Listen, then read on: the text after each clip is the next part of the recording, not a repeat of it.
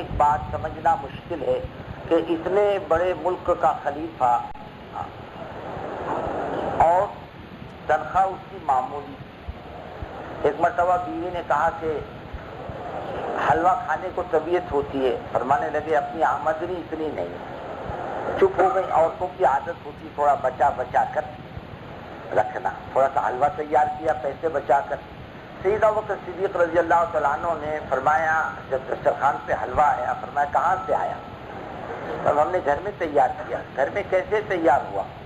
فرمایا تھوڑی سی ہم نے بچت کر لی اس سے ہمارا حلوہ تیار ہوا. فرمایا اتنا ہی ہے کیا اور بھی ہے؟ اور بھی ایک اللہ سب منگائے اور بیت المال میں اسے داخل کر دیا. پیسے بیچ کر پیسے بیت المال میں داخل کر دو اور اتنی تنخواہ ہماری کم کر دو, اس کے بغیر بھی ہماری گزر ہو سکتی ہے. یعنی اپنے آپ کو مٹانا اللہ کے مخلوق کے نفع کے لیے, دوسروں کو نفع پہنچانا. جب بندے مان کر کے چلتے تو خدا ان راہوں کو کھولتا ہے. اور بزرگوں یہ جو ایمان کا پول ہے یہ بہت خیر کا راستہ ہے. یہ جب زندہ ہوتا ہے نا زندگیوں میں ساری خیر کی لائنوں کو زندہ کرتا ہے. آپ یہاں سے بمبئی جاؤ گے تو بمبئی جانے کے دو راستے, ایک آپ گجرات کے راستے سے جاؤ گے, ایک آپ یہ ایم پی کے راستے سے جاؤ گے. تو اس راستے کے جتنے اسٹیشن ہیں وہ سب آئیں گے. ایم پی کے راستے سے آپ جاؤ گے اور گجرات کے راستے سے جاؤ گے تو سارے اسٹیشن آئیں گے. ایسے ایمان کی اپنی راہ ہے. جب آدمی ان راہوں پر چلتا ہے تو ساری خیریں زندہ ہو جاتی ہے اور ساری خیر کو دیکھتا ہے جو ایمان کی راہ ہے. حضرت عمر رضی اللہ تعالیٰ عنہ رات کو گشت فرما رہے, تھک کر ایک مکان سے دیکھ لگا کر بیٹھے. اندر ماں بیٹی کی بات چل رہی.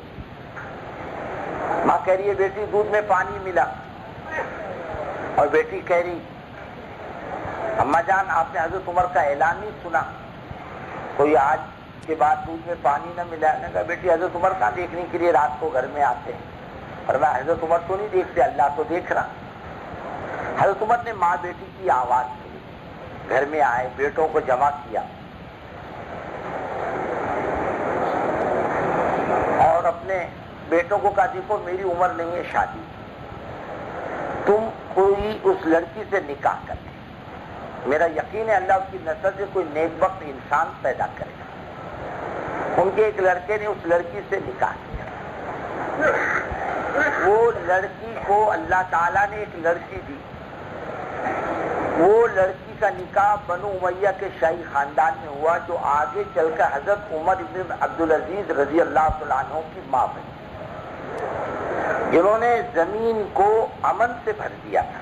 حقیقتاً مثالاً نہیں کہ چلو ایک مثال دیجیے, حقیقتاً یعنی اتنا امن آیا تھا کہ بھیڑیا اور بکری ایک گھاٹ پہ پانی تھی. بھیڑیا بکری نہیں پکڑتا. ایک مرتبہ چروائے نے گڑبڑ میں بکری بند کر دی, کے ساتھ بھیڑیا بھی بند کر دیا. رات بھر بھیڑیا بکریوں میں رہا, کسی کو چھیڑا نہیں اس نے. اتنا امن آیا تھا. حضرت عدی بن حاتم رضی اللہ تعالیٰ عنہ فرماتے مجھ سے میرے آقا صلی اللہ علیہ وسلم نے فرمایا اے عدی جب ایمان آئے گا نا دنیا میں ایمان, اتنا امن آئے گا, اتنا امن آئے گا, اتنا سکون آئے گا, اتنا اطمینان آئے گا دنیا میں. ایک عورت یمن کے ایک شہر سے چلے گی اکیلی, تن تنا, خوبصورت, جوان, سونے کے زیور سے لدی ہوئی, بیت اللہ آئی, حج کر کے واپس جائے. سینکڑوں میل کی مسافت میں اتنا امن آیا ہوا ہوگا کوئی نگاہ اٹھا کر دیکھنے والا نہیں ہے. ایمان اس کو کہتے ہیں. اتنا امن آئے, اور امن بنتا ہے ایمان سے. اور آدمی دیکھ اس کو یاد رکھے, ایک وقت آئے گا اللہ اس ایمان کی برکت سے اتنی خیر لائے گا کہ زکوٰۃ کے دینے والے سب ہوں گے, زکوٰۃ کا لینے والا کوئی نہیں ہوگا. حضرت علی فرماتے تھے میری آنکھوں نے اس بات کو تو دیکھا ہے کہ ایک عورت آئی, صنا سے چلی, بیت اللہ آئی, حج کر کے اکیلی واپس چلی گئی. دنیا میں اتنا امن آ چکا تھا کہ نگاہ اٹھا کر دیکھنے والا کوئی نہیں تھا. اور زندہ رہا تو یہ بھی دیکھ لوں گا کہ زکوٰۃ کے دینے والے سب ہوں گے, زکوٰۃ کا لینے والا کوئی نہیں ہوگا. فرمایا تو اس زمانے میں وہ بات سمجھ میں نہیں آتی۔ یہ ایمان کی برکت ہے بزرگ دوستو، جتنی خیر زندہ ہوگی ایمان کے بعد زندہ ہوگی، ایمان سے پہلے نہیں۔ ایمان کے اندر اللہ نے بننا رکھا ہے، بغیر ایمان کے آدمی نہیں بنتا۔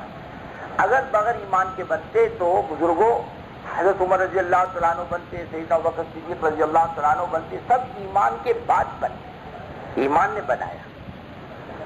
ابو طالب کو ہم صحابی نہیں کہتے، ابو جہل کو نہیں کہتے، ابو لہب کو نہیں کہتے، اور صبح شیبہ ربیہ کو ہم صحابی نہیں کہتے، حالانکہ انہوں نے حضور پاک صلی اللہ علیہ وسلم کو دیکھا، ایمان کے بغیر دیکھا، ان کی دیکھنے کی کوئی قیمت نہیں۔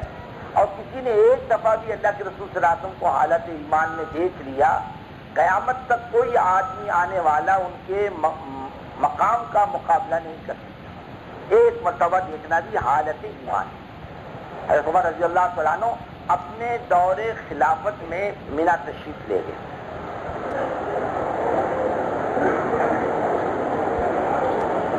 ایک درخت سے اپنا سواری کا جانور باندھ دیا اور ایک طرف بیٹھ کر بہت دیر تک روتے رہے۔ انہوں نے کہا امیر المومنین کیا بات یاد آئی آپ کو؟ فرمایا چھوٹا تھا، جانور چرانے کے لیے آ جایا کرتا تھا، بچہ تھا، جانور چھوڑ دیا اور ایک درخت کے نیچے سو جایا کرتا تھا، جانور تیتر بیتر ہو جاتے، میری ماں میری خالہ آ کر میرے منہ پہ تماچا مار کر کے کہتی کیا کرے گا دنیا میں، جانور چرانے تو آتے نہیں۔ فرمایا وہ بے دینی کا وبال تھا کہ جانور چرانے بھی نہیں آتے تھے، آج اللہ نے مسلمانوں کا خلیفہ بنایا ہے، میرے ایمان کا کمال ہے، ایمان نے بنایا ہے، میرے ایمان نے بنایا۔ اور یہ ایمان جب آئے گا تو وہ اندر آنا شرط ہے۔ کہاں؟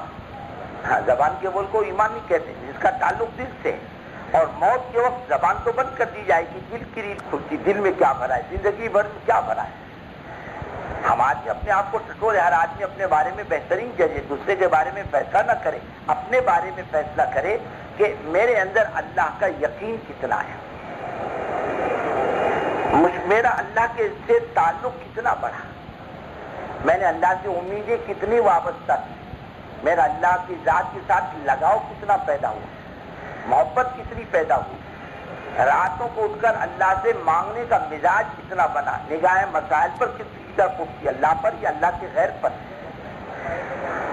حضرت رحمت اللہ علیہ حالات میں فرماتے تھے اللہ امت سے ایک چیز چاہتا ہے، اس وقت سب سے کٹور اللہ کی ذات سے جو، جب آدمی بنے گا، زندگیاں بنے گی، دین آئے گا، اللہ اپنے بندوں کا دشمن نہیں،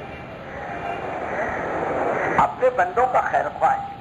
فرماتے ہیں جب تم اچھے بنو گے، اطاعت کرو تو میں دنیا میں اچھے لوگوں کو لاؤں، عدل کریں گے، انصاف کریں گے، اور اللہ کی مخلوق کی بھلائی کو سوچیں گے۔ اندھن عبادہ اذا اطاعونی حولت قلوب ملوک بالرأفت والرحمہ، محبت و شفقت کو داخل کر دوں گا، بھلائی کو داخل کر دوں گا۔ ہمارے یہاں اجتماع میں ایک بوڑھا سادھو آیا، بڑی عمر کا، بڑے مشکل سے وہ پہاڑ سے نیچے اترتا،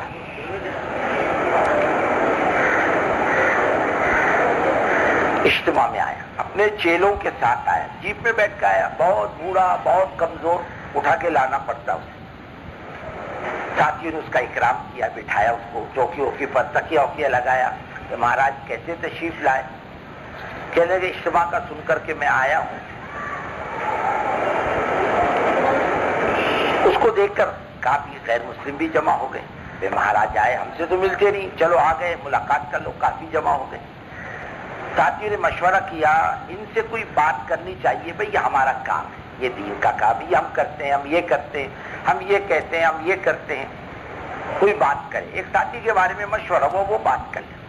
وہ ساتھی نے 1 گھنٹہ تک ہی اپنی کام کی بات ہی مان، ہم کہتے بھائی اللہ کو پہچانو اور اس کی عبادت کرو۔ بات کرتے کرتے فرمایا یہ ایمان کی برکتیں ایسی تھی، اور ایمان آنے کے بعد لوگوں کی زندگیوں میں تبدیلی ایسی آئی اور دنیا میں لوگ ایسے نمونہ بنے۔ اس کی بات کرتے کرتے کہا عمر عبدالعزیز رضی اللہ تعالیٰ عنہ کے گھر میں ایک عورت آئی، لیکن سیدھا سادہ مکان ہے، کچا، خلیفہ وقت ہے، وہ خلیفہ جس کے نام کا خطبہ ہندوستان میں بھی پڑھا جاتا ہے، ساری دنیا میں ایک خلیفہ، پوری مملکت ایک خلیفہ پر مشتمل تھی، ایک سرے سے لے کے دوسرے سرے تک دنیا میں امن ہی امن تھا۔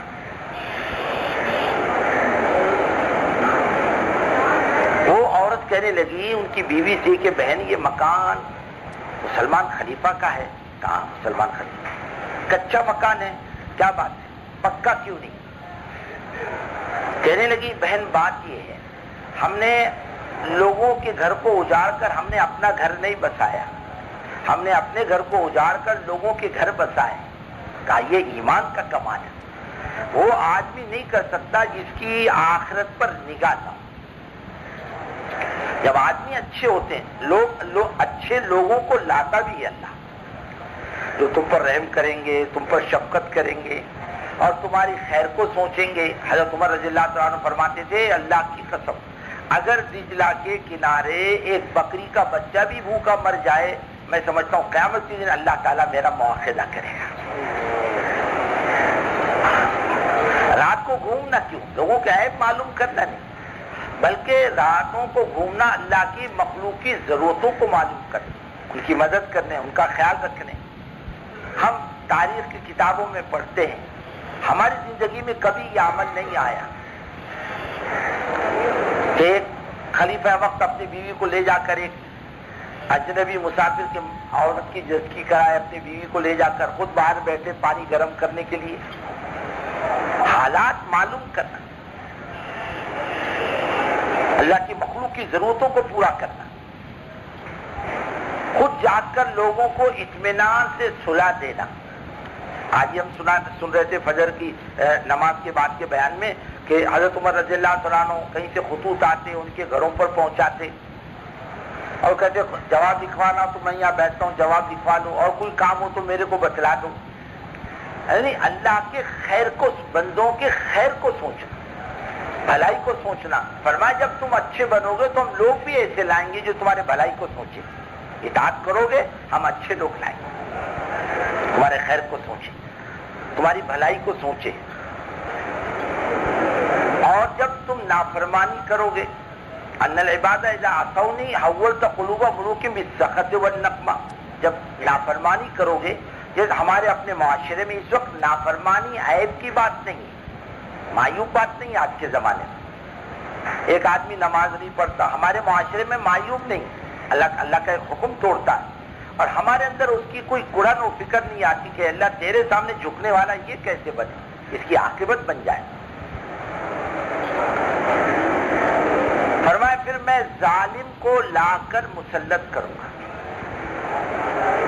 جو تمہاروں چھوٹوں پر شفقت نہیں کرے گا، بڑوں پر رحم نہیں کرے گا، تمہیں دردناک عذاب چکھائے گا۔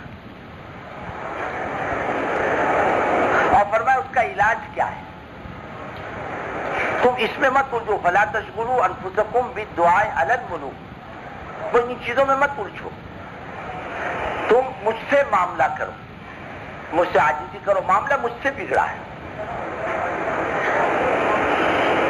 اوپر معاملہ خراب ہوا ہے، زمین پر نہیں، فیصلے پہلے آسمانوں پر ہوتے، بعد میں زمین پر ہوتے ہیں، اچھے بھی اور برے بھی، جیسے اعمال جائیں گے ویسے فیصلے زمینوں پر ہوں گے۔ معاملہ مجھ سے بگڑا ہے، زمین پر نہیں بگڑا ہے، مجھ سے معاملہ ٹھیک کر لو، اور مجھ سے عاجزی کر لو اور معافی مانگو، میرے سامنے گر گراؤ۔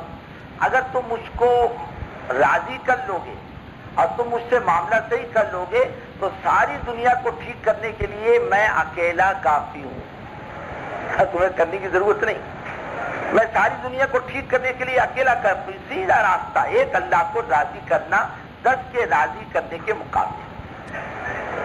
آدمی کا ایمان اتنا مضبوط ہو واقعی، کیا اسے بیان کرنا نہ ہے، لیکن اس کے دل میں ایمان اتنا مضبوط ہو کہ اللہ کے دین پر آسانی کے ساتھ بغیر کسی شک کے چل جائے۔ ایمان اور شک کا جوڑ نہیں بیٹھتا۔ الف لام میم ذالک الکتاب لا ریب، یہ اللہ کی کتاب ہے، اس سے نفع حاصل کرنے کا راستہ ایمان ہے، کامل ایمان، کسی آدمی سے نفع حاصل کرے گا،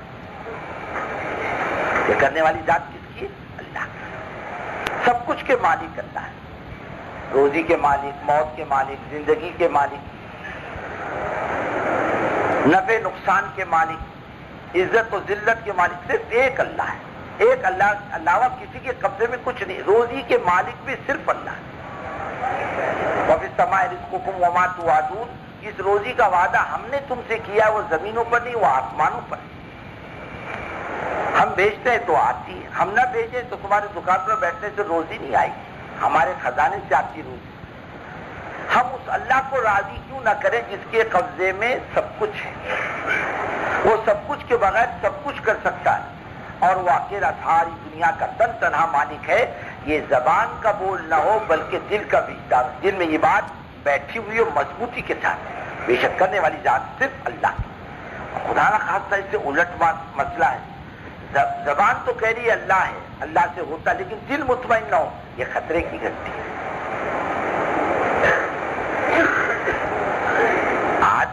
آدمی کا دل مطمئن نہ ہو، یہ خطرے کی گھنٹی۔ ہر آدمی جانتا میرا دل مطمئن کتنا ہے۔ اگر میرا دل خدا کے احکامات سے مطمئن ہوتا تو میری زندگی سے اللہ کے اوامر حضور پاک صلی اللہ علیہ وسلم کا طریقہ نہیں جاتا۔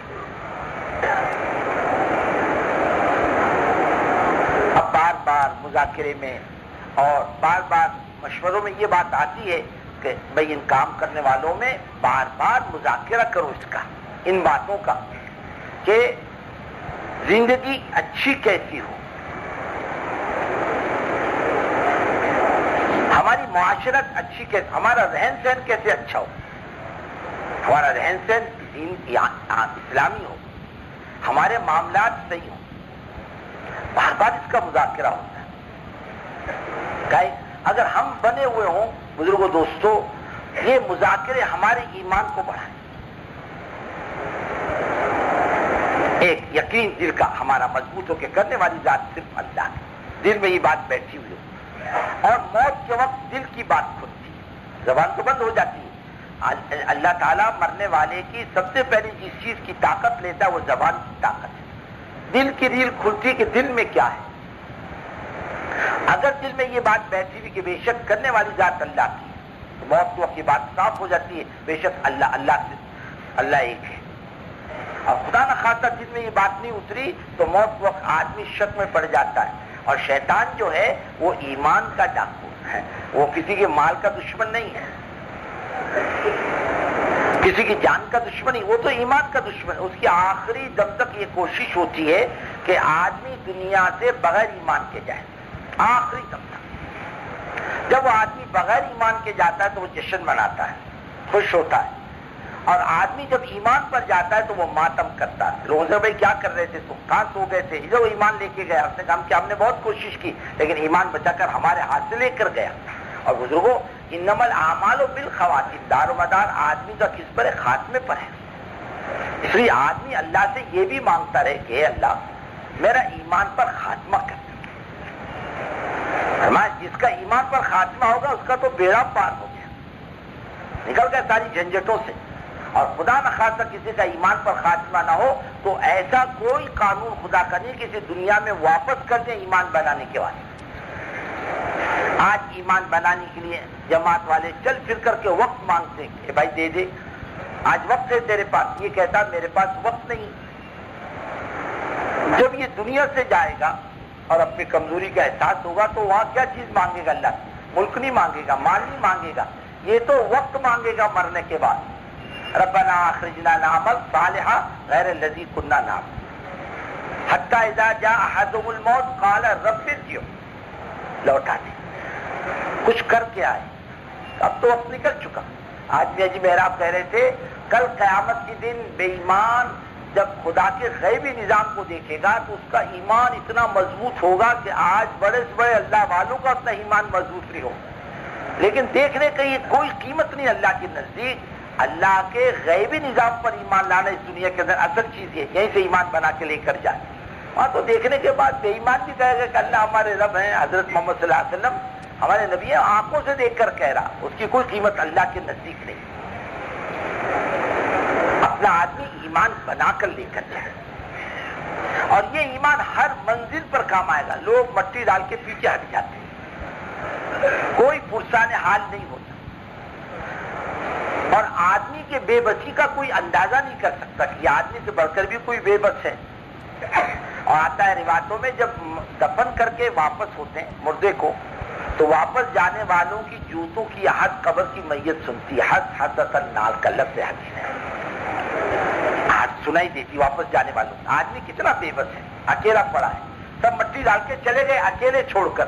اور 1-2 دن کا مسئلہ نہیں ہے, مہینہ 2 مہینے کا, سال 2 سال کا مسئلہ نہیں ہے, 10-20 سال کا مسئلہ نہیں بزرگوں. یہ تو قیامت تک کا مسئلہ ہے. اور قیامت کب آئے گی اللہ کو معلوم.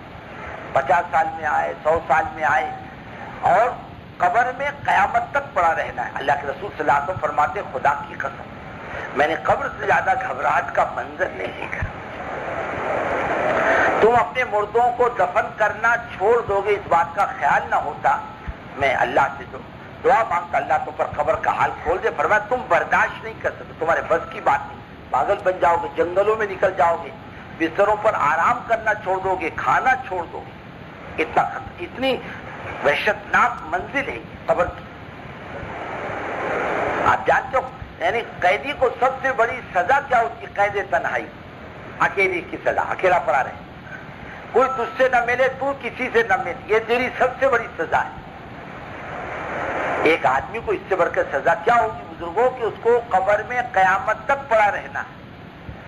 آج تو ایک آدمی اکیلا رہے تو اسے وحشت ہوتی ہے, زیادہ کوئی دوسرا آدمی مل جائے میرے کو, لیکن قبر میں قیامت تک پڑا رہے گا. کیا ہوگا اس کا, کیا چیز کام آئے گی وہاں پر؟ سارے تو اپنے چھوڑ کے آیا ہے دنیا سے, گھر چھوڑ کے آیا, بال بچے چھوڑ کے آیا, کمائی چھوڑ کے آیا. یہاں اپنے اعمال اپنے ایمان کو لے کر کے آئے گا. اگر اس کا ایمان مضبوط ہے اللہ کی ذات پر, پکا مضبوط ایمان ہے, یہ منزل خدا اس کی آسان کرے گا. اور قیامت تک آرام سے پڑا رہے گا. قیامت تک. قیامت کب آئے گی پتہ بھی نہیں چلے گا. بعض روایتوں میں آتا ہے کہ مرد مومن کے لیے جو زندگی بنا کر گیا پوری مدت قبر فجر کی 2 رکعت سنت کے برابر معلوم ہے. جیسے فجر کی 2 رکعت سنتوں میں جتنا وقت لگتا ہے پوری مدت قبر قیامت تک اس کو ایسی معلوم ہوگی. اور بعض روایتوں میں جب اسے اٹھایا جائے گا کہنے لگا اتنا جلدی کیوں جگا دیا میرے کو, ابھی تو سویا تھا. میں نے کہا بھائی ابھی کہاں سویا تھا, تو تو صدیوں سو رہا ہے, صدیوں کے بعد جاگا ہے, تم کو پتہ نہیں چلے گا صدیاں کیسی بیت گئی, پتہ نہیں چلا. بیت گئی قبر کی مدت صدیوں کی بیت گئی اعمال کی ایمان کی برکت سے. اور قیامت کے دن اٹھایا جائے گا, ایک ایمان اس کے کام آئے گا. اور ایمان یہیں سے بنا کر لے کر جائے گا. ایک تو آدمی اپنے اس کی فکر کرے. ہمارے ایک حاجی صاحب سے انتقال ہے زندہ اللہ علیہ, حضرت مولانا یوسف رحمۃ اللہ علیہ کے زمانے میں وہ 4 مہینے پابندی کے ساتھ لگاتے, آ جاتے تھے حضرت یہ خرچہ ہے اور یہ پاسپورٹ ہے, چاہے یہاں رکھو چاہے بھیج دو کہیں بھی. تو حاجی صاحب کہتے تھے, ہم لوگ اس زمانے میں تبلیغ میں نہیں لگے تھے, وہ کہتے تھے مجھ سے, حضرت فرماتے تھے دیکھو تم 4 مہینے لگا کے آتے ہو, لوگ یہ دیکھتے ہیں تمہارے 4 مہینے لگے, لیکن میں یہ دیکھتا ہوں 4 مہینے لگنے کے بعد تمہارے ایمان میں اضافہ کتنا ہوا, میں اس کو دیکھتا ہوں. آدمی دیکھتا ہے نا بھائی میں نے دن بھر محنت کی, شام کو کیا ملا میرے کو, یہ دیکھتا ہوں. تاجر اگر کچھ نہیں کمایا تو سمجھو گھاٹے کا سودا ہے. اب 4 مہینے لگ کر کچھ نہیں بنا, کچھ نہیں ملا, ہمارے کیا ہاتھ لگا. ثواب مل جائے گا, وقت گزاری ہو جائے گی, لیکن جو بننا چاہیے جو چاہتے وہ نہیں ہے. آدمی کے اندر ایمان اللہ کے ذات عالی کا مضبوط طاقتور جاندار بنے. ہم سب اس کے محتاج ہیں. یہ ہر منزل پر کام آنے والی نیکی اللہ پر ایمان. حضرت عمر فرماتے ہیں تعلمنا الایمان ثم تعلمنا القرآن, ہم نے ایمان پہلے سیکھا اور قرآن بعد میں سیکھا. ایک ایمان ہمارا بنے. ایک ہماری نماز اچھی ہو.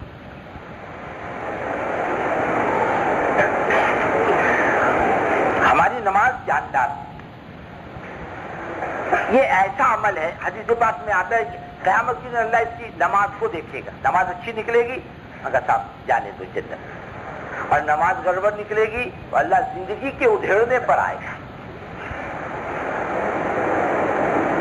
یہ ہمارے یہاں رواج ہے, عورتیں چاول پکاتی, اور چاول پکاتے پکاتے 2 دانے نکال کر کے دیکھتی، 2 دانے چاول کچے ہیں یا پکے، اس کو اندازہ ہو جاتا ہے دانوں کو دیکھنے کے بعد کہ یہ چاول کچے ہیں یا پکے. وہ کہتی بھائی چلو کھانا تیار ہے، اور دیکھتی چاول کچے ہیں، کہتے بھائی ٹھہر جاؤ انتظار کرو. اللہ تعالیٰ نماز کو دیکھیں گے، اس کی نماز کیسی نماز ٹھیک ہے ان کا جانے، اور نماز گڑبڑ نکلے گی تو اللہ زندگی کا حساب دینے پر آئے گا. اور بزرگوں اپنے بس کی بات نہیں، اپنی زندگی کا حساب اللہ کو دے گا، اپنے بس کی بات نہیں. اپنی نماز کو اچھی کریں. یہ جو تعلیم ہے نا کتاب کی فضائل کی تعلیم، اس میں ہم ذرا توجہ کے ساتھ بیٹھیں، ذرا دھیان کے ساتھ سنیں. اس سے آدمی کے اندر کیفیت بنتی. فضائل کی باتیں سن کر، نبی کی باتیں سن کر آدمی کا مزاج بنتا ہے. بہت عظمت کے ساتھ دھیان کے ساتھ بیٹھے. یہ تعلیم دوسروں کے لیے نہیں، یہ تعلیم اپنے لیے ہے. یہ آدمی کے اندر شوق اور جذبہ پیدا کرنے کی چیزیں. ہم تعلیم میں بیٹھیں گے فضائل کی، بزرگوں عمل کا جذبہ پیدا ہو، نماز کا شوق، نماز اچھی ہوگی. اور اللہ کیسی نماز کو پسند کرتے ہیں ویسی نماز پڑھے گا. اگر کوئی کسی کو ہدیے میں کوئی چیز بھیجے اور وہ چیز اگر سڑی ہوئی ہو تو آدمی کو غصہ نہیں آئے گا. بتاؤ جب گندی نماز اللہ کے سامنے جائے گی تو اللہ کو غصہ نہیں آئے گا. ایک اپنی ذات سے نماز کا اہتمام اور اپنے گھر والوں کو اس کی طرف متوجہ کرنا. وَأْمُرْ أَهْلَكَ بِالصَّلَاةِ وَاصْطَبِرْ عَلَيْهَا لَا نَسْأَلُكَ رِزْقًا نَحْنُ نَرْزُقُكَ. اے محمد صلی اللہ علیہ وسلم اپنے خاندان کو حکم دیجئے نماز کا، خود بھی اس پر قائم رہیے. ہم آپ سے روزی کموانا نہیں چاہتے، روزی تو ہم دیں گے آپ کو. ہم اس میں بیٹھے ہوئے ہیں. اگر ہر آدمی اس بات کی کوشش کرے کہ میرے گھر میں کوئی بے نمازی نہ بچے، میرے 7 سال کے بچے سے لے کے میرے گھر کا 70 سالہ بوڑھا بھی، ہماری ماں بہن بہو بیٹیاں بھی بے نمازی نہ رہے. ہم لوگ اس سے پہلے حضرت رحمت اللہ علیہ کے بیت اللہ کے سفر سے پہلے ہم لوگ حضرت کی خدمت میں حاضر ہوئے تھے کہ حضرت ہم اپنے علاقوں میں سفر کر رہے ہیں، ہم کیا چیز اپنے علاقوں میں چلائیں، آپ جو چاہتے ہیں وہی کریں گے انشاءاللہ. اس میں ایک بات حضرت نے یہ فرمائی تھی کہ کوشش کرو اپنے علاقے میں 100% مسلمان نمازی بنے. 100% اس کی محنت کرو. 100%. اور نماز مومن کی شرافت ہے. ہمارے بزرگوں پر یہ امت اللہ کے سامنے جھکنے والی بنے. راستہ تو یہی اللہ کی طرف جانے کا، اللہ کو راضی کرنے کے راستے یہی اعمال کے. یہ اللہ کے سامنے جھکنے والی بنی امت، جس کا راستہ کھل جائے گا. ہم اس بات کی فکر لے کر اپنے علاقوں میں جائیں. ہمارے بزرگوں پر اس بات کا غلبہ تھا. ہمارے علاقے میں بڑی بڑی بستیاں تو ذرا دیر سے متوجہ ہوتی ہیں، لیکن چھوٹی چھوٹی بستیاں 10 گھر 20 گھر 50 گھر 40 گھر 100 گھر 200 گھر کی بستیاں ہیں. اگر ہم فکر اوڑھ لیں اور کام کو تقسیم کر کے کریں کہ بھائی ہمارے یہاں مسجد وار جماعت پکی ہے اور مسجد وار جماعت کے اوپر ہم اپنی بستی کو محلے کو تقسیم کریں، 50 گھر ایک جماعت کے ذمے، 50 گھر جماعت کے ذمے، روزانہ 2 گھر پہ بھی ملاقات کرے گا اطمینان سے بیٹھ کر. تو بزرگوں دوستوں کوئی مسلمان نہیں بچے گا جس کے کانوں تک اللہ کی بات نہ پہنچے. کوئی بے نمازی نہیں، اکثریت تو نمازی بن جائے گی. ہم فکر لے کر جائیں ہمارے علاقوں میں بستیوں میں کوئی بے نمازی نہ بچے. ہمارے گھر میں ہم اپنے گھر سے شروع کریں. ہمارے گھر میں بزرگ دوستوں، ہمارے بچے، ہمارے بیٹے، ہمارے بھائی، ہماری مائیں، ہماری بہنیں، ہماری بہویں سب نمازی بن جائیں. ہمارے گھر میں کوئی بے نمازی نہ بچے. اور اللہ کے رسول صلی اللہ علیہ وسلم کا ارشاد ہے کل 3 آدمی قیامت کے میدان میں اللہ کے عرش کے سائے میں ہوں گے. ایک نوجوان عبادت گزار، اور فرمایا ایک عادل بادشاہ، اور ایک نماز کی دعوت دینے والا داعی یدعو الی الصلوات. وہ داعی جو لوگوں کی نماز کی دعوت دے گا کل قیامت کے میدان میں خدا کے عرش کے سائے میں ہوگا. اپنی نماز کی پابندی، اپنی نماز کو صحیح کرنا اور عام مسلمانوں میں چل پھر کر کے نماز کی دعوت دینا، پیار سے، محبت سے، شفقت سے، اور پاس بیٹھ کر دوستی کر کے، مانوس کر کے اس کو نماز کی دعوت دینا اور اس کو اللہ کی طرف متوجہ کرنا. ہم اپنی بستیوں میں آسانی کے ساتھ کر سکتے ہیں. ایک نماز کی پابندی، نماز کی دعوت دینا اور اپنے گھروں کو 100% نمازی بنا. ہمارے 24 گھنٹے کے عمل صحیح. ایک ساتھی نے مشورے میں کھڑے ہو کر کہا کہ یہ بات بھی مشورے میں رکھی جائے کہ کام کرنے والوں کی شادیاں بھی اچھی ہوں، سیدھی شادی ہوں، عام رواج کے موافق نہ ہو. حضرت رحمت اللہ علیہ سے کئی مرتبہ نکاح کے ٹائم پہ بات سنی. ایک سنت رسول اللہ صلی اللہ علیہ وسلم کی نکاح میں ٹوٹے گی، اللہ نسلوں سے اطاعت کو ختم کرتا ہے. ہمارے لیے نمونہ آپ نہیں، ہم نہیں. ہمارے لیے نمونہ ہر چیز میں حضور پاک صلی اللہ علیہ وسلم کی ذات ہے. حضرت عائشہ فرماتی ہے میرا نکاح اللہ کے رسول صلی اللہ علیہ وسلم کے ساتھ ہوا، کتنا آسانی کے ساتھ ہوا. میں اپنی سہیلیوں کے ساتھ بیٹھی کھیل رہی تھی، اللہ کے رسول صلی اللہ علیہ وسلم تشریف لائے اور میری ماں نے میرا منہ ہاتھ دھلایا، میرا نکاح ہو گیا. اپنی رخصتی کو بھی بتلاتی ہے. آپ صلی اللہ علیہ وسلم میرے گھر تشریف لائے، میری ماں نے میری کنگھی چوٹی کی، میرا منہ ہاتھ دھلایا اور مجھے چادر میں لپٹا اور میرا ہاتھ اللہ کے رسول صلی اللہ علیہ وسلم کے ہاتھ میں دیا. حضور یہ آپ کی اہلیہ ہے. فرمایا وہ نکاح، یہ رخصتی کتنا آسان مسئلہ ہمارے لیے کرنا، یہ نمونہ بنے گا امت کے لیے. سیدھی دان امت نمی، ہم سیدھی سادی امت ہے، سیدھی سادی شادیاں. تجارت کے اندر امانت داری، سلوک ٹھیک نہیں، دوسروں کے ساتھ ٹھیک نہیں. اس میں اللہ نے بڑی طاقت رکھی سلوک. جیسے کہتے ہیں حاجی حج کو جائے نا، حج کو جانے سے پہلے یہ اپنے آپ کو بنا کر جائے تاکہ اللہ کے مخلوق کے ساتھ اس کا سلوک وہاں اچھا ہو. اور یہاں بنا کر نہیں جاتا اپنے آپ کو، تو وہاں لڑائی جھگڑا کرتا.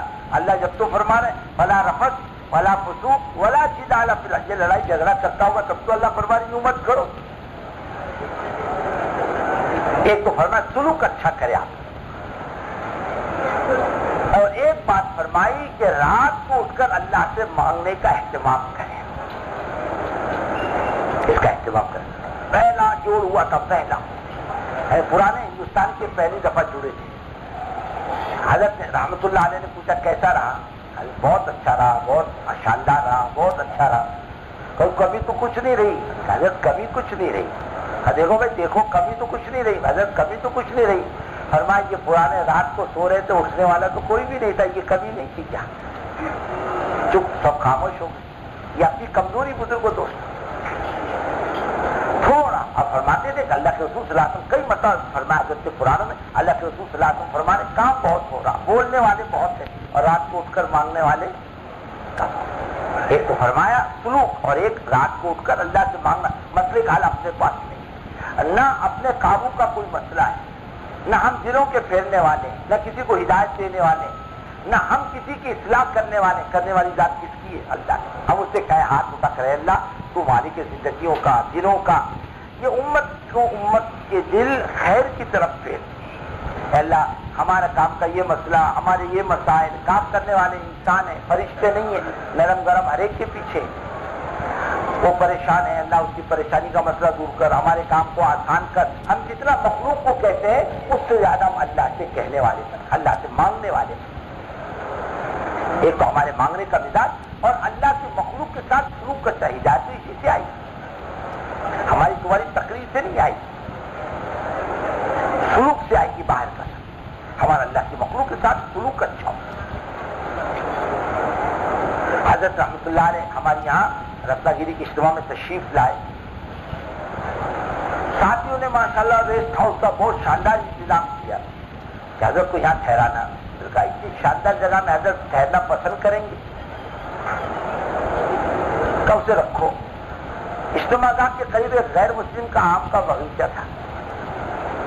اس سے بات چیت کی بھائی جگہ دے اور تیرے آپ کو کوئی نقصان نہیں پہنچے گا، یہ مہمان ہمارے یہاں آ کر کے ٹھہریں گے. اس نے کہا بھائی اجازت ہے. تو آپ کا باغیچہ تھا، کوئی عمارت تو تھی نہیں. تو ساتھی نے وہاں 1-2 فٹ دیوار اٹھا کر پھر اس کے اوپر دوسرا انتظام کیا. حضرت کے رحمت اللہ علیہ کے ٹھہرنے کے لیے وہ خود آیا. اس نے 2-3 دن تک کے دیکھا سارا ماحول. حضرت کو دیکھا، حضرت کے اٹھنے بیٹھنے کو دیکھا، حضرت کی خدمت میں آیا، حضرت کے سلوک کو دیکھا، بہت متاثر۔ اجتماع ختم ہوا، جب وہ توڑ پھوڑ کرنے لگے مکانات کی تو اس نے کہا کہ ایسا کرو سب توڑ دو، یا حضرت ٹھہرے اس کو ہاتھ مت لگاؤ، یہ ایسے ہی رہے گا، چاہے پیسے لے لو مجھ سے۔ اور میں ایسے اللہ والے کہاں بار بار آتے ہیں یہاں پر اور کہاں ٹھہریں گے میری زمین پر؟ بزرگوں، سلوک بہت بڑی طاقت ہے جو آدمی کے دلوں کو کھینچتا ہے۔ اللہ کرے ہم میں یہ بات پیدا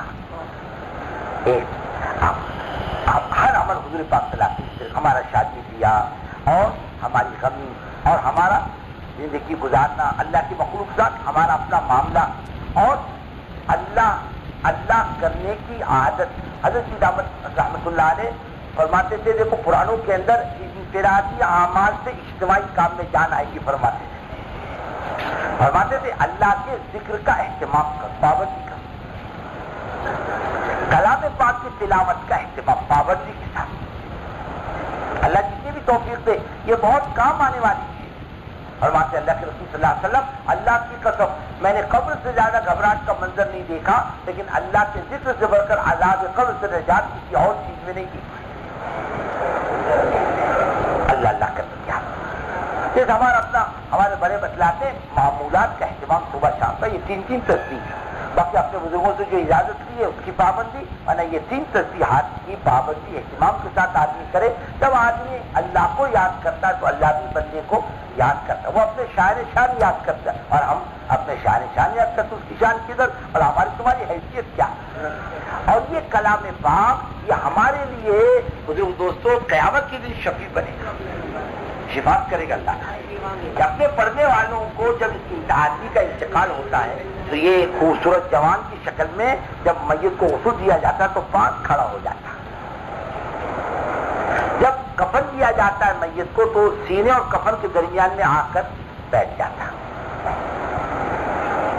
اور ساتھ قبر میں جاتا ہے، اپنے رحمت کے پروں میں سمیٹتا ہے، جیسے ایک پرندہ اپنے پروں میں انڈوں کو سمیٹتا ہے، یہ کلام پاک اپنے رحمت کے پروں میں پڑھنے والوں کو سمیٹتا ہے، خدا کے عذاب کو دفع کرتا ہے اور جنت کے بستر کا انتظام کرتا ہے۔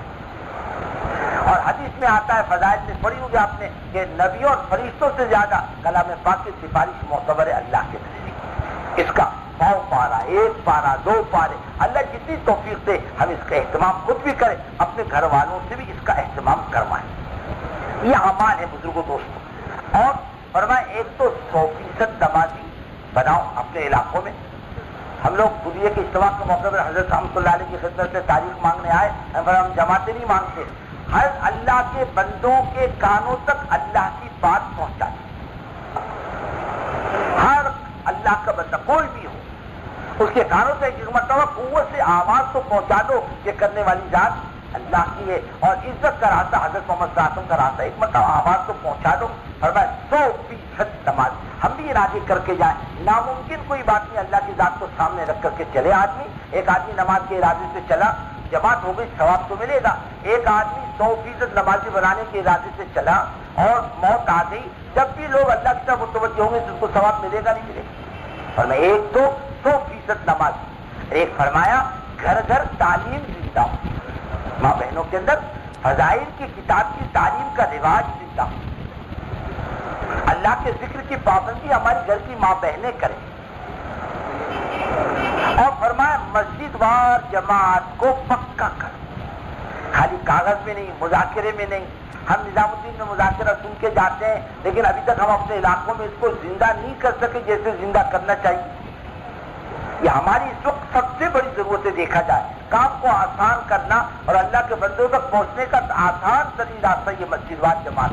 اور فرمایا آپس کا جوڑ سب سے بڑی طاقت ہے، کام کرنے والوں کا آپس کا جوڑ۔ فرمایا مولانا صاحب رحمۃ اللہ علیہ کا کئی جملہ پڑھا، تم کام کرنے والے نہیں جڑو گے، اللہ اپنے بندوں کو تم پر لا کر نہیں جوڑے گا، آپس کا جوڑ۔ اور فرمایا ایک دوسرے کا کو برداشت کرنا، ایک دوسرے کا تحمل کرنا، ایک دوسرے سے تواضع کے ساتھ پیش آنا، آپس کا جوڑ اور محبت کے ساتھ کام کرنا۔ اور فرمایا ہر نیا پرانا ساتھی 4 مہینے اور 40 دن کی جماعتیں لے کر اور اس میں نکلنے والا بنے کہ خالی عمومی جماعت میں خصوصیت کے ساتھ ہمارا بننا کس میں عمومی جماعتوں میں، فرمایا عمومی جماعتوں میں 4 مہینے اور 40 دن نکلے، اور فرمایا کہ ہر کوشش کرو حضرت محمد صلی اللہ علیہ وسلم کی ہر سنت کی اتباع کی۔